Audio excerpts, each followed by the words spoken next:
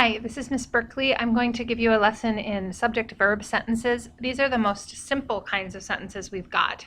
In fact, when we were constructing this curriculum on grammar, the professor at Hopkins, who was talking about the linguistics behind this approach, said that this is the first kind of sentence most babies will make. So it's the first kind of thought we would have at our most primitive as humans. It's something is or something does. So a subject-verb sentence would have a subject and a verb.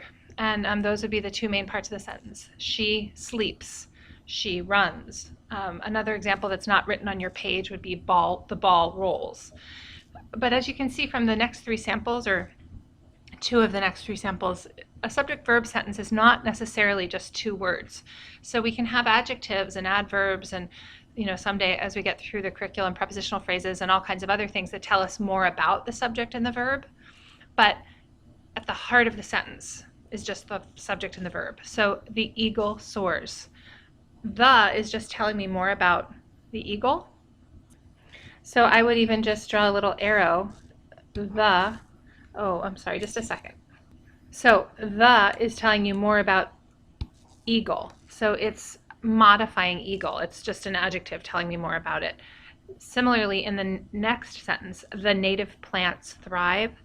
The word the is telling me more about the plants. Which plants? The plants. And the word native is telling me more about the plants. Which plants? Oh, the native plants.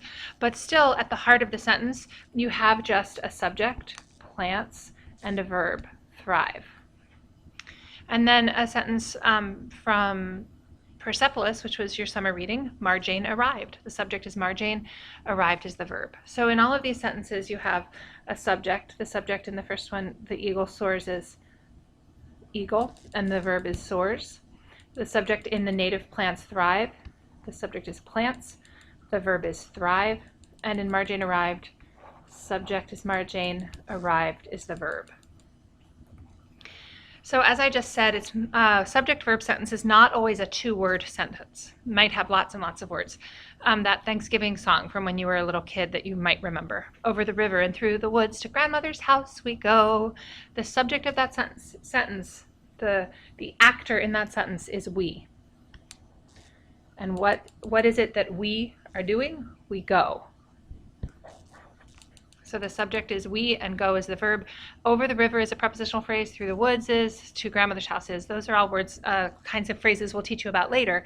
But I just wanted you to see that just because it's a subject-verb sentence does not mean that it only has two words. So we go is a subject-verb sentence, even though it has lots of words in it. All of those other words, over the river and through the woods to grandmother's house, are telling where we're going. They're telling more about going. So all of this is telling more about the verb. And that's why it's just a subject-verb sentence. Similarly, the slimy, no good, icky cat hissed repeatedly and angrily. All of these words, the, slimy, no good, and icky, all of these words tell us more about the cat. Which cat? Oh, not the sweet cat. It's the slimy, no good, icky cat. So all of those words telling us about cat. Cat is the subject. Hissed is what the cat is doing, so it's the verb. And repeatedly and angrily tells us how the cat hissed. So it tells us more about hissed. So cat hissed, that's the subject and the verb of that sentence. And all those other words are just telling us about the subject and the verb. We've got some samples for you now. So it is the most, before the samples. It is the most basic kind of sentence. The subject acts, or it is something. The subject acted or was something, and the subject will act or will be. I just wanted to show you that it can be different verb tenses, but it is the most basic kind of sentence, subject-verb.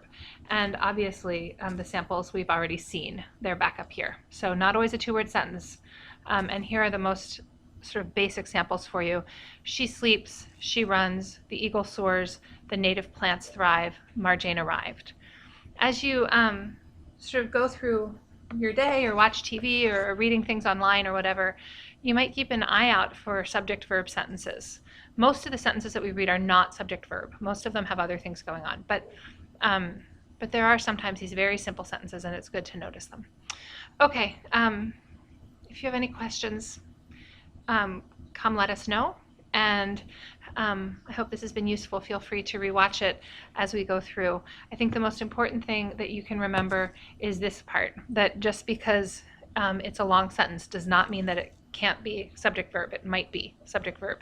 So you're looking for sentences that just where there's a subject and it's doing something, and all the other words just tell about that. We will practice and talk about it in class.